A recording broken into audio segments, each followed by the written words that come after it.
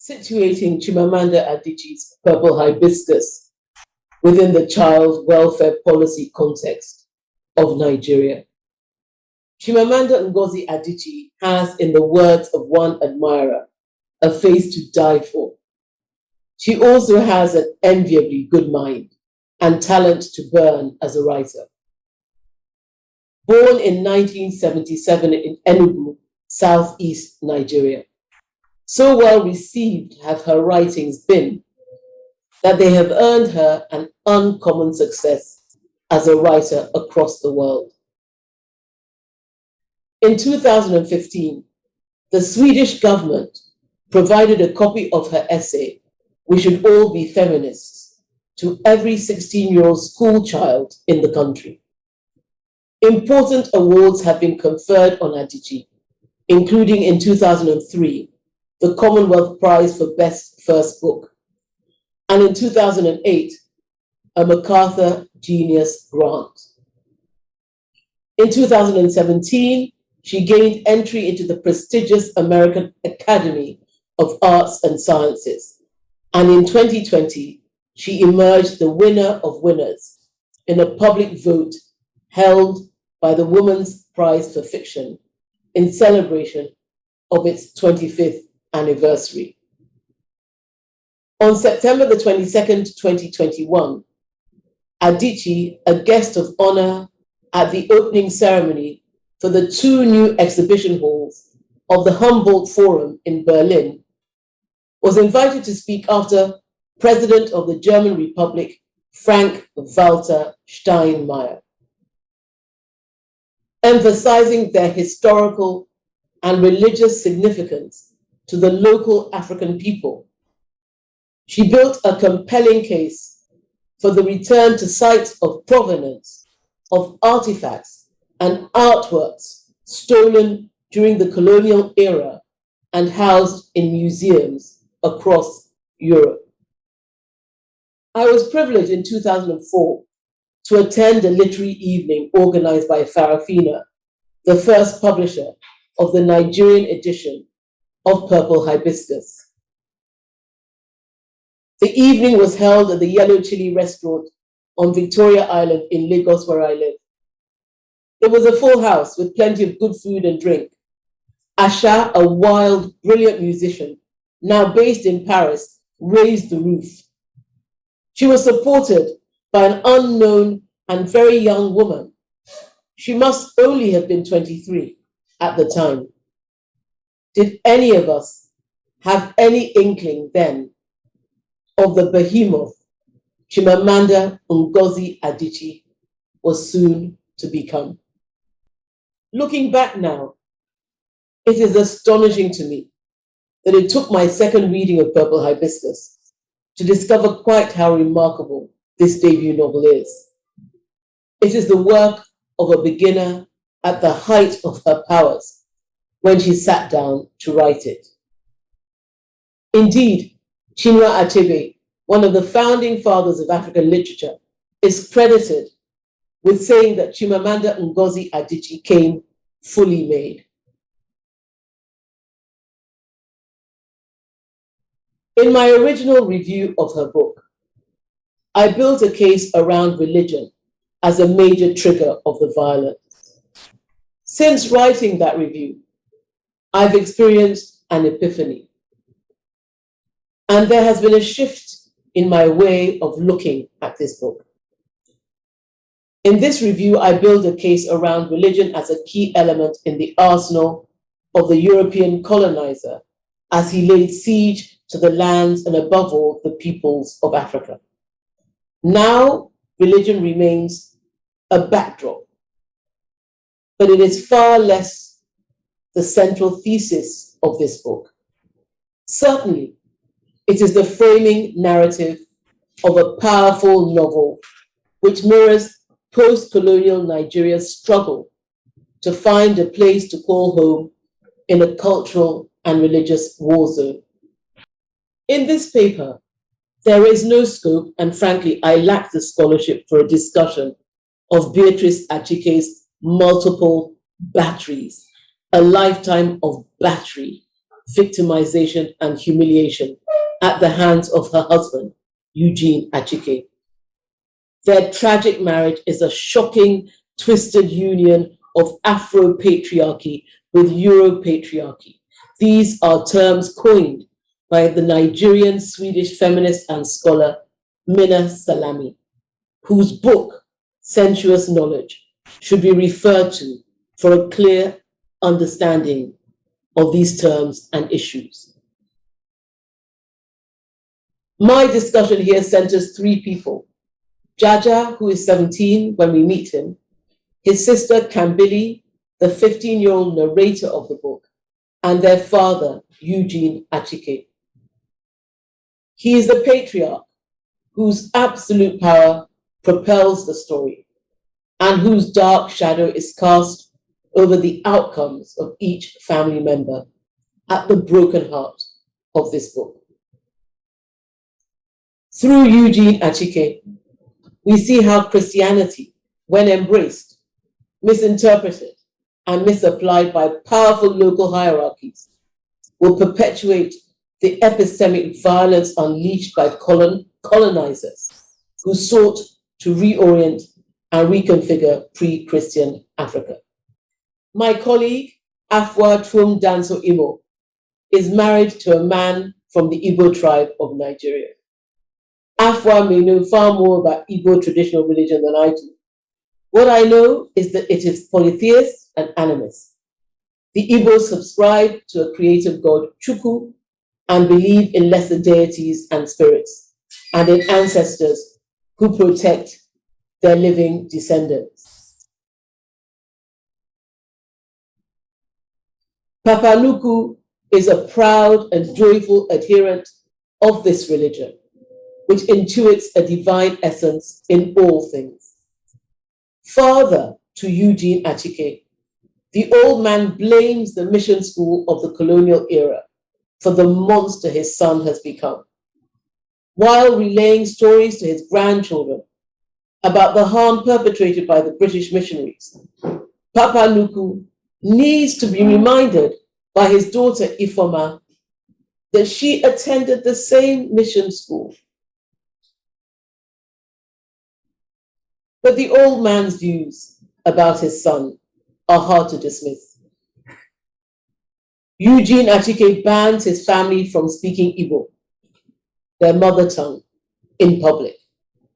He insists that English is spoken, the civilized language. He descends into deadly rages at the barest hint of transgressions his wife and children have not committed. For his children, no socializing, no recreation. He regiments their lives obsessively. They have no life outside the life of fear they live with him.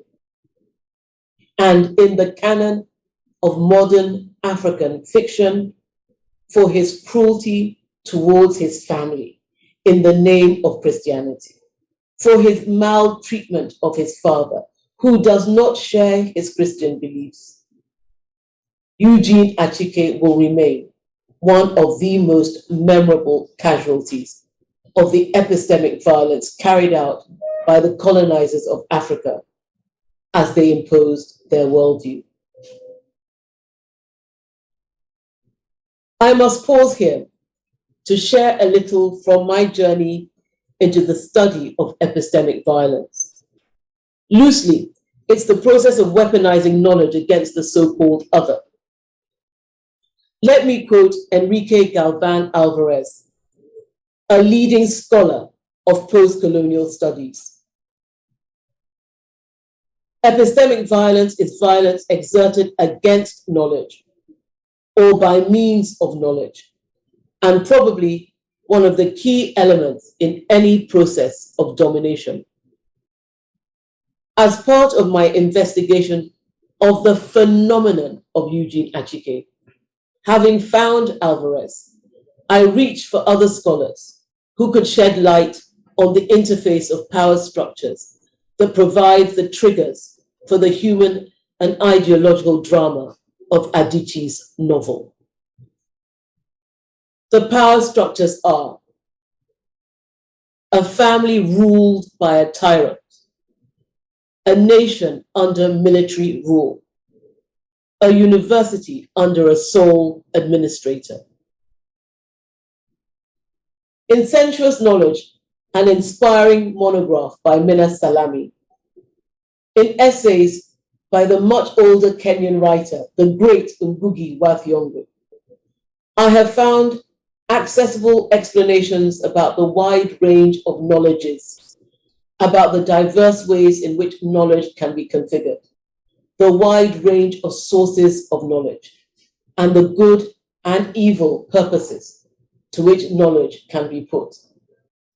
My encounter with these two scholars has left me wondering why the study of knowledge is relegated to scholarly spaces, why it is conspicuously absent from mainstream discourse, given its centrality to our lives, given the encompassing range of its impacts, from life-giving to life-threatening. As part of the critical work he undertakes in decolonizing the mind, Ngugi wa Thiong'o performs the essential task of explaining the function of language as the collective memory bank of a people's experience in history, as the premier channel of a society's norms, values, and traditions. Part memoir, part analysis of the structures of imperial power, part exposition of the functions of language in human society and its role in specialized settings, decolonizing the mind is always polemical. Like Eugene Achike, Ngugi wa Thiong'o also passed through the colonial education system. And because he knows we need to ask how exactly the colonizers waged the war that conquered Africa, he provides the answer in a graphic recollection from his own childhood. In Kenya, English became more than a language. It was the language, and all the others had to bow before it in deference. Thus, one of the most humiliating experiences was to be caught speaking Gikuyu in the vicinity of the school. The culprit was given corporal punishment, 3 to 5 strokes of the cane on bare buttocks, or was made to carry a metal plate around the neck with inscriptions such as, "I am stupid, I am a donkey." The language with which Ngugi prefaces this recollection is magnificent. The night of the sword and the bullet was followed by the morning of the chalk and blackboard. The physical violence of the battlefield was followed by the psychological violence of the classroom. If an objective of this book is to build a case to support the dignity of African cultural identity and to mourn the violent assaults by our colonizers on that dignity, the scenes centering the Arrow Festival are critical.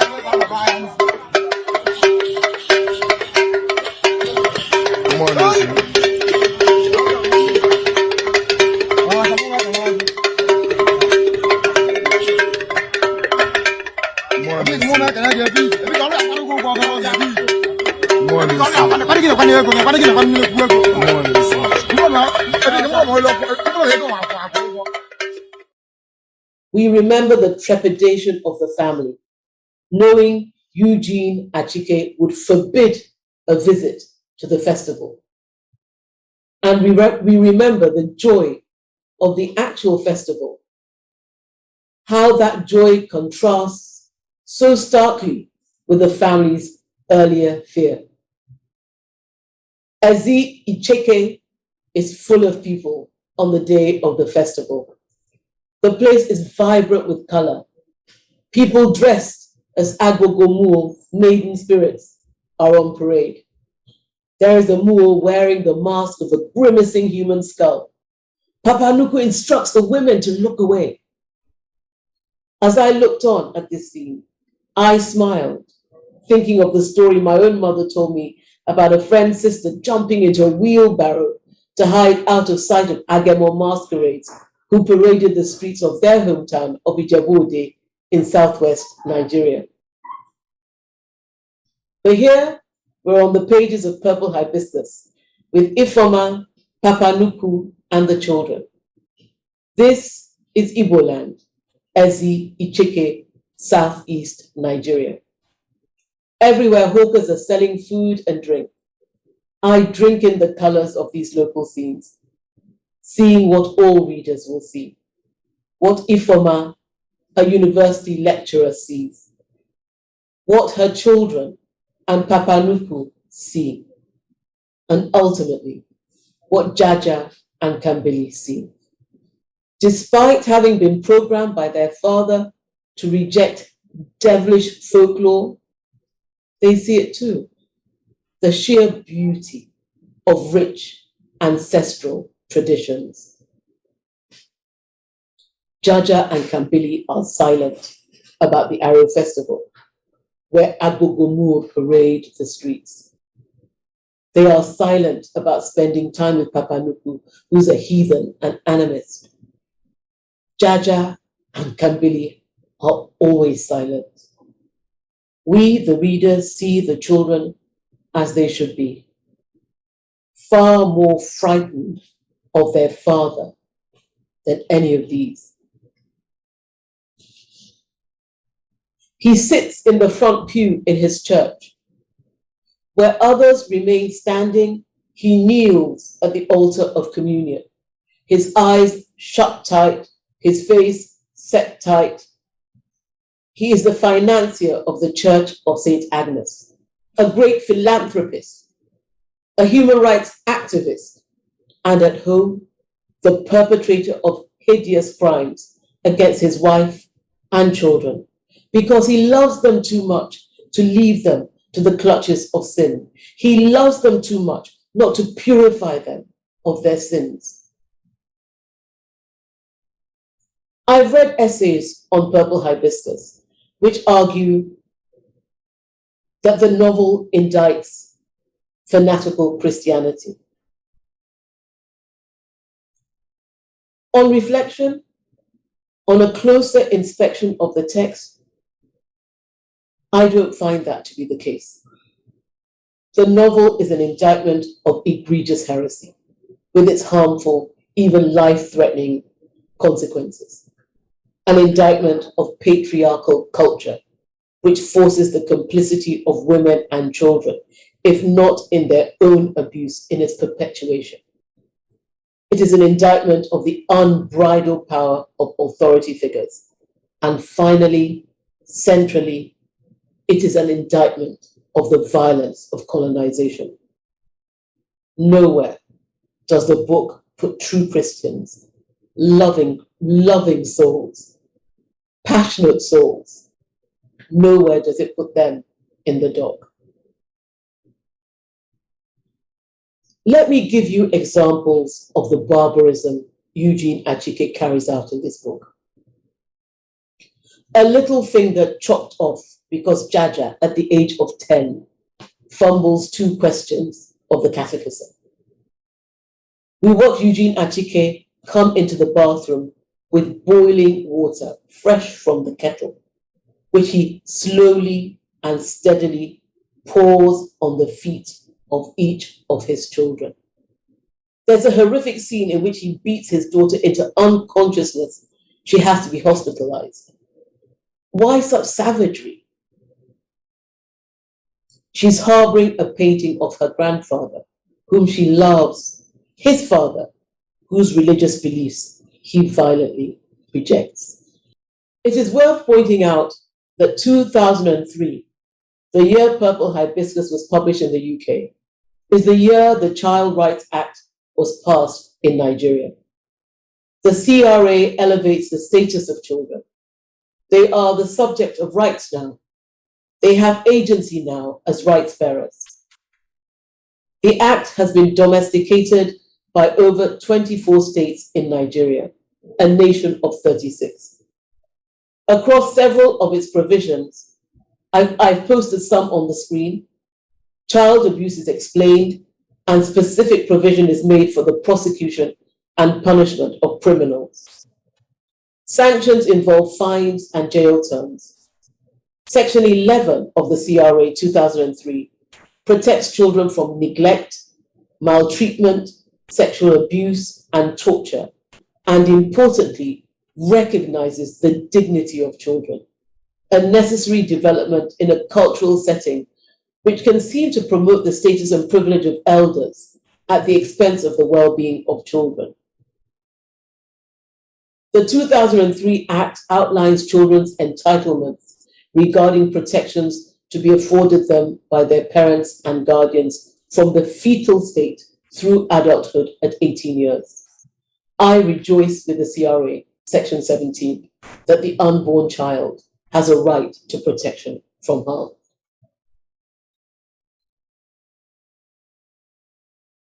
What we witness in Purple Hibiscus needs no explanation. A succession of hideous crimes committed by one man against his living children. And by means of the violence he carries out against his wife, we see the same monster kill his unborn children. Rooted in extensive knowledge of human development, inspired by the Universal Declaration of Human Rights and other related rights instruments, the child rights laws straddle the life and survival of children, their development, their participation in the world around them, and their protection. If you look at this father's treatment of his own children through the lens of these laws passed decades after he lived in fiction in the 80s and died in fiction too slowly, the case for the prosecution is unassailable. In my distress about the suffering of these two children, I reached out to my friend Julius Gunter, a Jamaica-based survivor of adverse childhood experiences, ACEs, who has become a sought-after expert around the world due to his advocacy work and his children's books around ACEs. I asked Julius important questions, including one about Kambili. Let me share it with you. I shudder to think about Kambili's trajectory through life in the real world, post-Purple Hibiscus. What would it look like? This was his response. If she receives long-term help, therapy, an opportunity to physically relocate from the place where she was abused to one that is safe, where she is loved and supported by people who truly care for her, she'll likely heal and even excel. There's hope, even with horrific cases like hers. If she doesn't heal, she'll either retreat even more into herself, practice self-harm, endure numerous illnesses, or become a menace to her family, her peers, and society. Or all of these things at the same time. But even then, unless Kambili becomes terminally ill, I wouldn't say she's irreparably damaged. Purple Hibiscus is an urgent reminder of the biblical axiom: wherever the Spirit of God is, there is liberty. Let's flip it around. Wherever there is liberty, there is the Spirit of God, the God whose name means love. 17-year-old Jaja and 15-year-old Kambili, victims over their lifetimes of the violence of their father, are given a taste of freedom and love in the home of Ifoma, their father's sister, and in the company of Papa Nuku, their father's father. I hope there is a sequel to Purple Hibiscus, so that we can learn not more about hate from the author, but about the kind of healthy, consistent, unconditional love needed to heal the Jajas and Kambilis in our societies, and about the availability of people within and outside the family who can and are willing to provide it. Thank you.